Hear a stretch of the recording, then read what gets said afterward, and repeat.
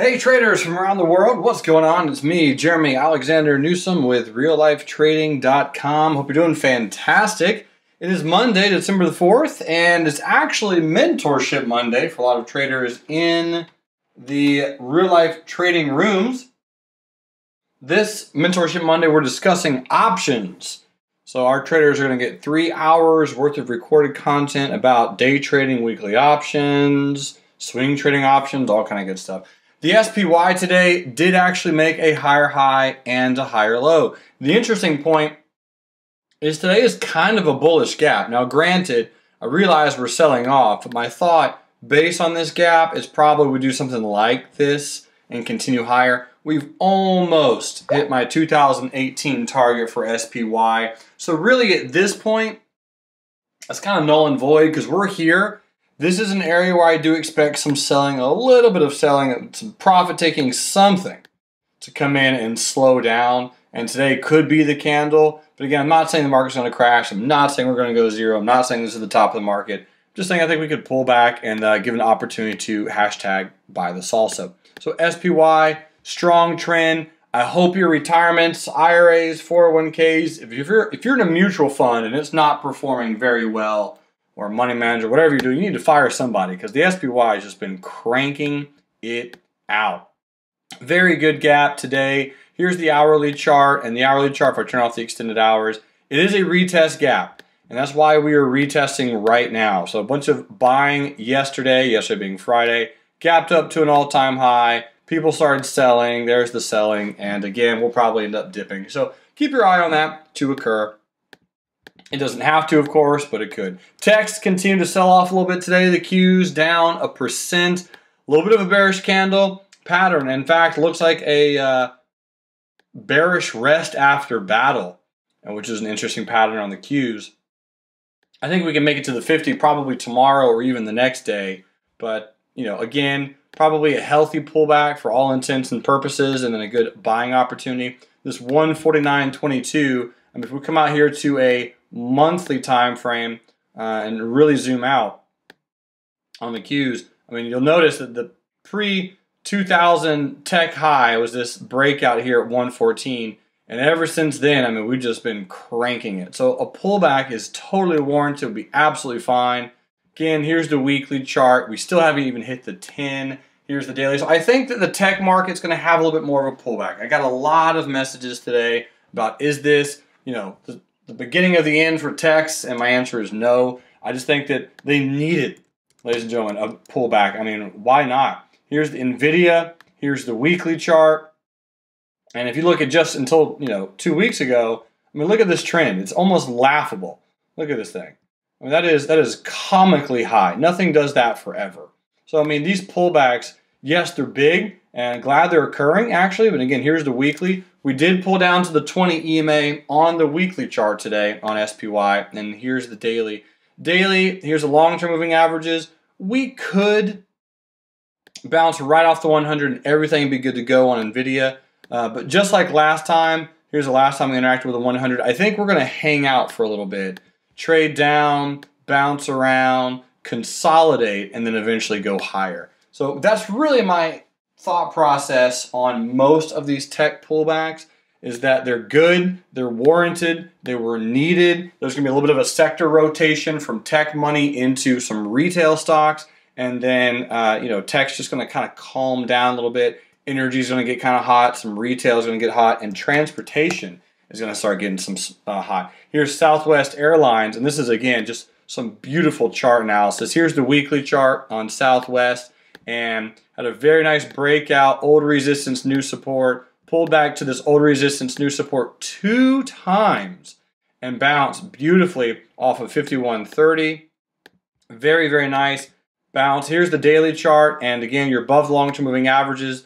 Very pretty gap here on Southwest today, so keep an eye on this one. Really what I'm anticipating on Southwest, if you're not already in, you're kind of missing your flight a little bit. This is a 1, 2, 3 wave. Look for some kind of 4 wave into 60, and then look to buy that dip probably into 64, and then I could imagine Southwest maybe might even have new all-time highs by the end of the year, but certainly in 2018. Here's a weekly double bottom. So yeah, Southwest starts pulling back. Some good dip buying opportunities. Here's U.S. Steel and Amy, her boyfriend Shay, and my brother Gary, Niels. I mean, more traders than I can mention are in U.S. Steels right now. Here's the weekly chart. Moving averages look pretty good. Here's the long-term moving averages. The 100 is about to cross the 200 bullishly on the weekly. That's kind of a big deal. The daily chart, right? So you have a little bit of an upper shadow. My opinion on U.S. Steel is and has been the same for a while. Buy the dips, be bullish, longer term.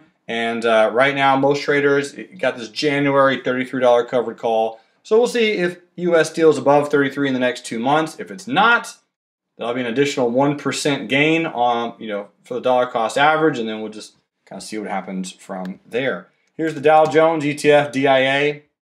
Again, this is a bullish gap and go, right? So don't discount that. But it's just at an all-time high right after you had a strong bullish move in the market. We're gapping up again. So there are not very many people trapped up here on the Dow. Most people locking in profits, selling, and making it pull back a little bit. Here's Square. So Square, a little bit of a cute lower shadow today. Kind of bouncing around the 50. Did make a lower low and a lower high and volume increase.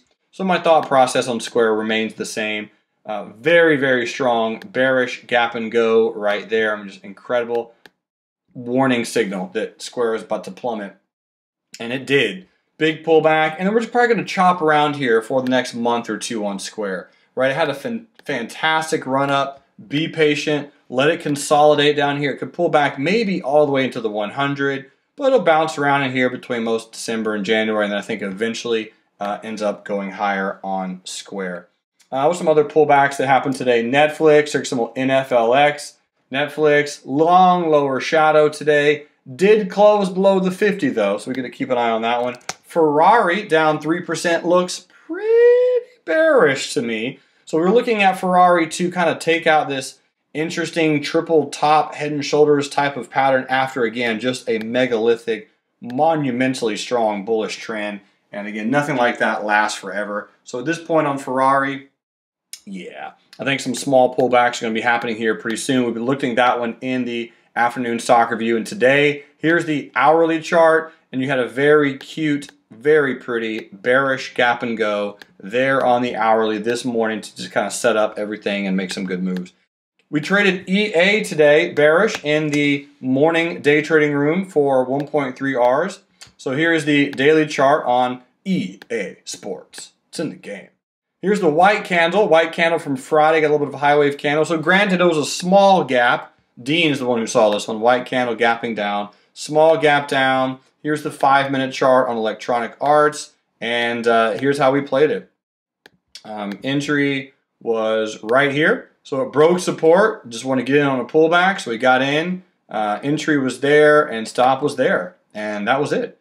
We missed 2 Rs by 12 American pennies right there, and I ended up getting out right about there for 1.3 Rs. So overall, profitable day, not too bad at all. We do have some swing trades out there for the real-life traders who are in the swing trading afternoon room. Here's Foot Locker, and Foot Locker in bullish, nice gap. Again, mentioned that sector rotation being some of the retail sector. White candle gapped up, it's a retest gap. There's the retest, there's the pop. Time to be bullish. Foot Locker looking pretty good. We're also in 3D printing, which really at this point hasn't been doing very much. A little bullish, but we'll probably be getting out of that soon for a loss. Here's Equifax, EFX, and Equifax. A little bit of a bullish candle today. Didn't do very much. We are up. We are above the moving averages. I guess I dig that. But at some point, you're welcome to keep your eyes on Equifax, because if this thing does continue to break out higher, I mean, it did do its Bollinger Band squeeze, and it is kind of breaking out. So I don't think the run's over on Equifax. Had a phenomenal pullback on Friday. I think she can continue there. And here's Time Warner, took some little TWX, and we were entered in Time Warner today with a little bit of a pop. So those are the 4 swing trades that we are in from the afternoon room officially. Other than that, ladies and gentlemen, I'm going to be back Wednesday for your next real-life stock review. If you have any requests or any stocks or cryptocurrencies you want me to look at, go ahead and throw them in the comment section below. Our mission here at Real Life Trading is, boop, to enrich lives. Thanks so much for watching this video. You rock, and hope to see you soon. Bye.